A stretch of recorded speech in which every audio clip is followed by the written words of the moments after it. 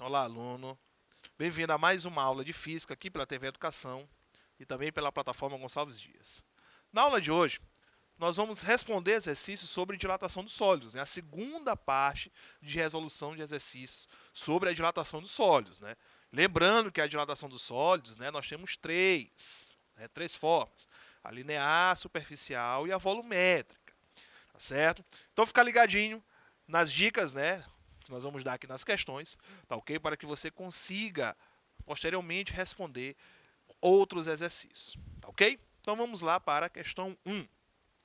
A questão 1 diz o seguinte: dois copos de vidro, iguais, em equilíbrio térmico com a temperatura ambiente, foram guardados um dentro do outro, conforme mostra a figura.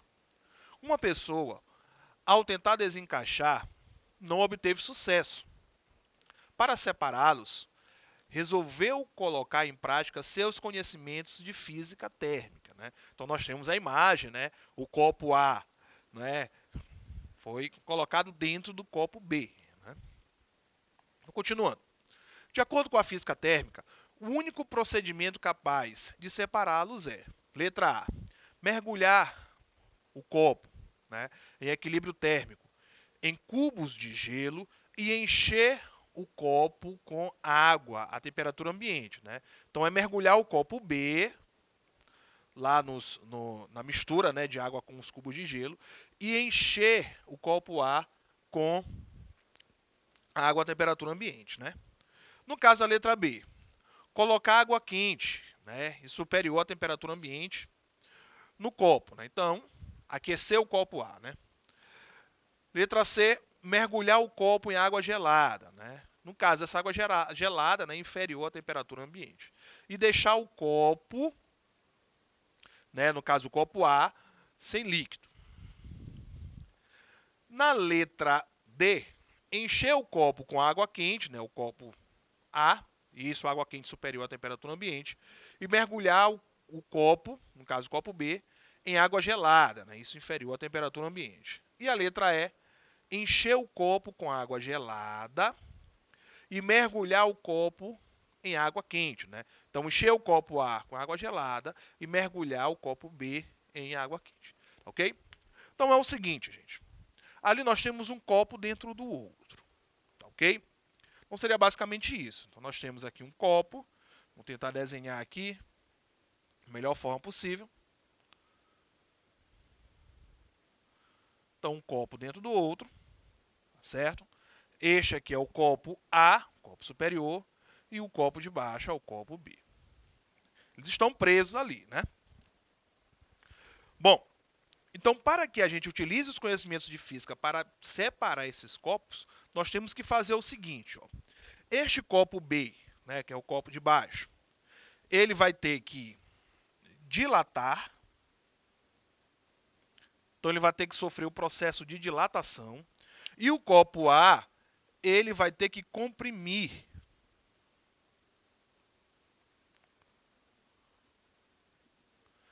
Então ele vai passar pelo processo de compressão. Tá ok? Então nós temos que fazer isso. A dilatação térmica, ela acontece quando há o aquecimento de um corpo, no caso de um sólido, já que nós estamos falando de dilatação dos sólidos.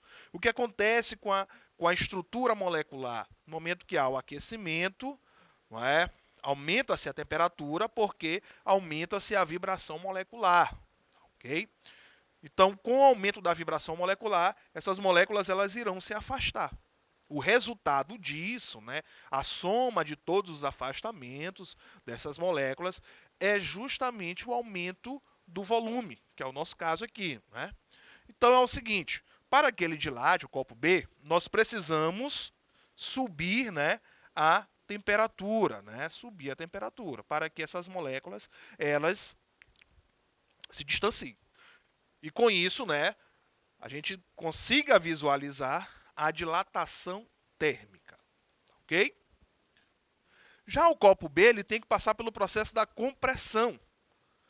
Ele tem que comprimir, certo? De que forma? Se no momento que a gente aumenta a temperatura de um sólido, ele aumenta o seu tamanho, o seu volume, quando há uma diminuição da temperatura, certo? Nesse sólido vai haver também a compressão, ou seja, as moléculas elas não vão vibrar mais tão intensamente. Se elas não vão vibrar mais tão intensamente, elas não precisam estar mais tão distantes umas das outras. E o resultado disso tudo é a diminuição do seu tamanho, a diminuição do seu volume. Então, o copo B, ele tem que diminuir a temperatura. Certo? No caso, o copo A, né? Tem que diminuir a temperatura. Então, para que aconteça aqui a separação deles, precisa se colocar água, né, ou um líquido qualquer, no copo A, certo? Encher o copo A com um líquido com a temperatura menor do que a temperatura ambiente, certo? Com a temperatura baixa. E o copo B ele vai ter que ser mergulhado em temperaturas maiores do que a temperatura ambiente, certo? Para que ele dilate. E nós observamos essa opção lá na letra E, né? Encher o copo com água gelada e mergulhar o copo em água quente. Com isso, o que vai acontecer? O copo A ele vai diminuir o seu volume, o copo B aumenta o seu volume e nós temos a separação disso. Tá certo? Esse conceito físico de dilatação você pode utilizar na cozinha da sua casa. Okay? Aqueles copos de azeitona, né, que são comprados no mercado, o copo de azeitona, né, ele é um copozinho de vidro e tem uma tampa, né, ali de um metal. E você já deve ter percebido o quanto que é difícil abrir, né? Então, coloca-se muita força para que consiga se abrir aquele copo, né? Então, utiliza-se um artifíciozinho físico dentro da cozinha para ter uma separação bem mais fácil, que é o aquecimento daquela tampa. Ou seja, pega-se uma quantidade de água, coloca-se, não é, para ferver, para aquecer um pouquinho, e depois joga-se em cima dessa tampa. O que vai acontecer? Essa tampa ela vai dilatar. Ela dilata mais do que o vidro, porque são materiais diferentes, tem um coeficiente de dilatação maior, logo vai ter uma dilatação maior, e essa tampa ela vai sozinha se soltar do copo. Ok? É o mesmo princípio que é utilizado aí.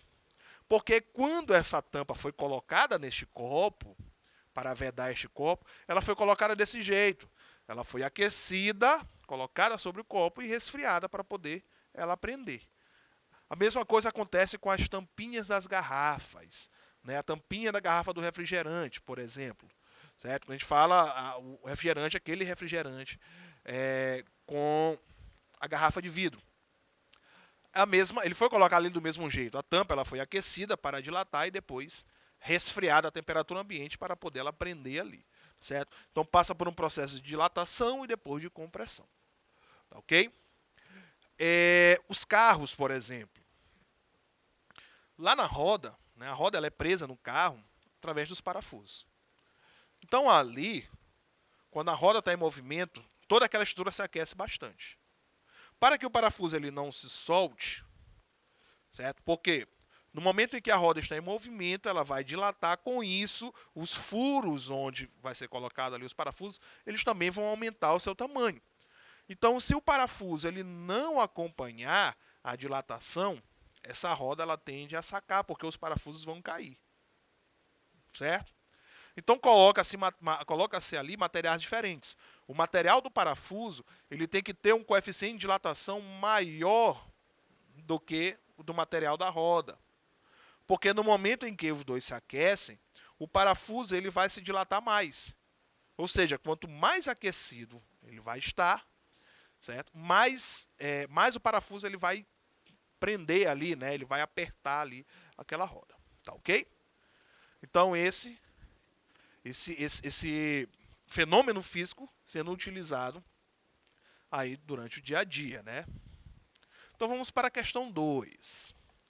Na questão 2 diz o seguinte: quem viaja de carro ou de ônibus pode ver ao longo das estradas torres de transmissão de energia, tais como da figura, né? Então tem aí a torre né, que é o elemento de suporte, e tem o elemento condutor, que são os fios. Ok? Então essa estrutura vocês já viram, com certeza. Olhando mais atentamente, é possível notar que os cabos são colocados arqueados, ou, como se diz popularmente, fazendo barriga. A razão dessa disposição é que, letra A densidade dos cabos tende, a diminuir com o passar dos anos. Letra B, a condução da eletricidade em alta tensão é facilitada desse modo. Letra C, o metal usado na fabricação dos cabos, certo, é impossível de ser esticado. A letra D, os cabos em dias mais frios podem encolher sem derrubar as torres.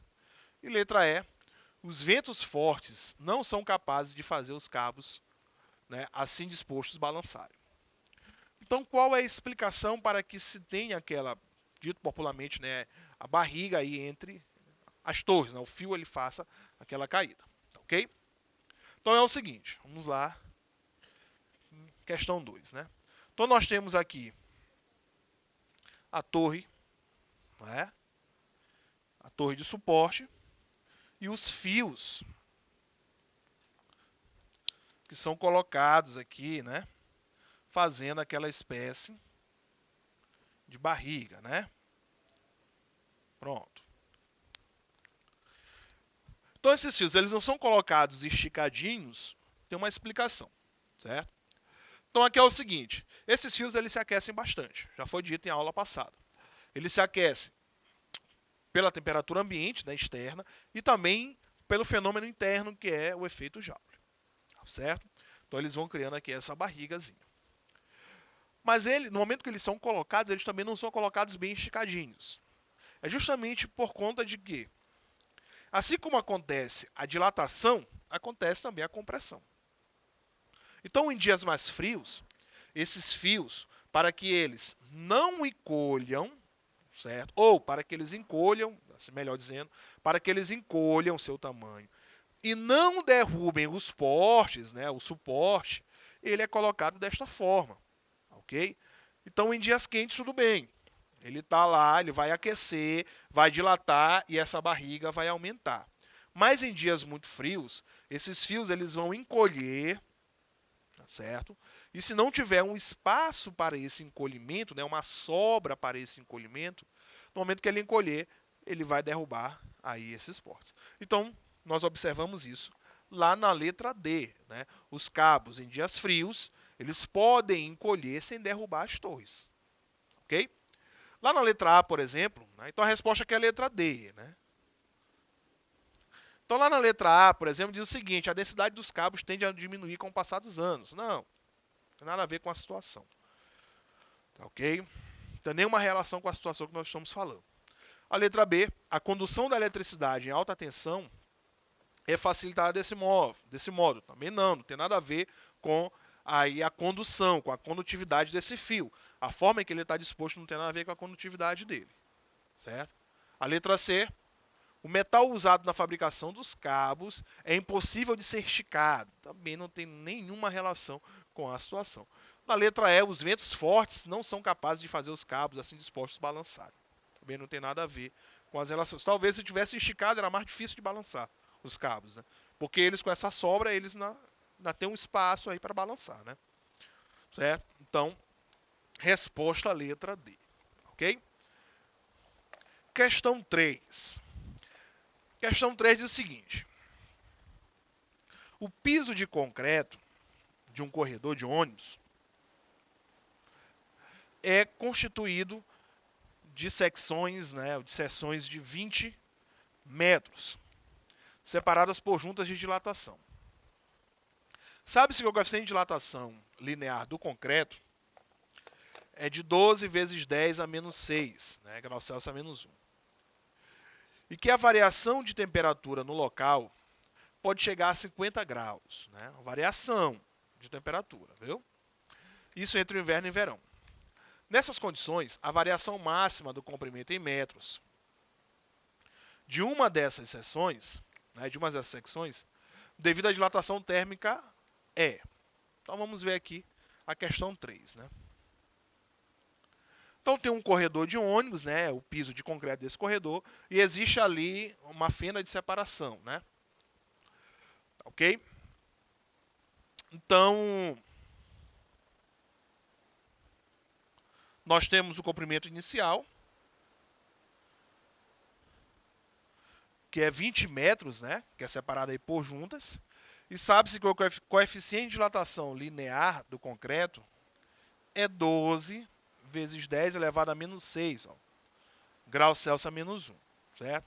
E que a variação da temperatura é de 50 graus Celsius. A variação da temperatura é de 50 graus.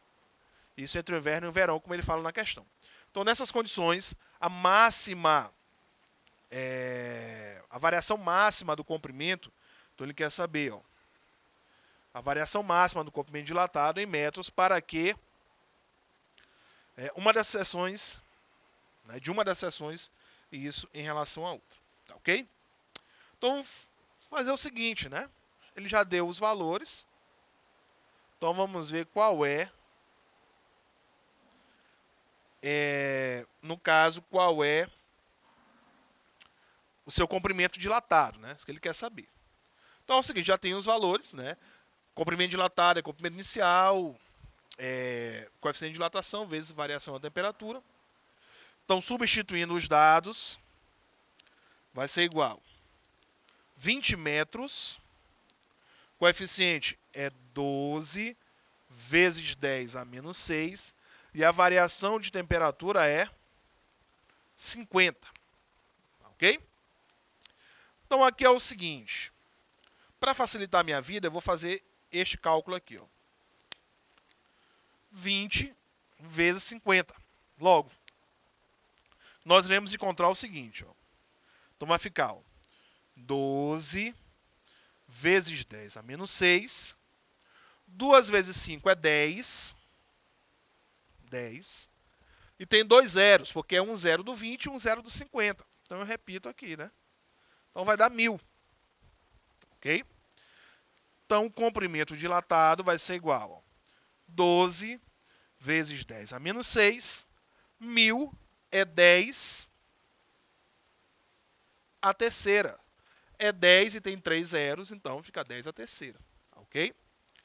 Então, o ΔL vai ser igual a 12 vezes 10. Menos 6 mais 3. Menos 6 mais 3 é menos 3, ó. Ok? Menos 6 mais 3 é menos 3. Bom, nós chegamos aqui à nossa resposta. 12 vezes 10 é menos 3. Aí pode dizer, professor, mas não tem 12 vezes 10 é menos 3. Tem 1 vezes 10 é menos 2. 1,2 vezes 10 é menos 2. Né? 2,4 vezes 10 é menos 4. 4,8 vezes 10 é menos 4. E 6 vezes 10 é menos 4. Aí vai dizer, mas está errado, porque não tem essa opção. Não, cuidado. Presta bem atenção aqui, ó.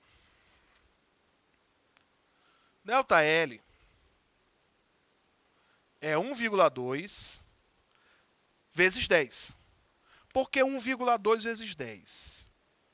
Quando nós fizermos esse cálculozinho, 1,2 vezes 10, nós retornamos para 12. Então, é uma outra forma de escrever o 12, né? Que é 1,2 vezes 10. Ou 12 dividido por 10, né? Que vai dar 1,2. Então, vai ficar 1,2 vezes 10 vezes 10 a menos 3. Tá, ok? Lembrando que bem aqui está subentendido que é 1. Ó. Então, o ΔL vai ser o quê?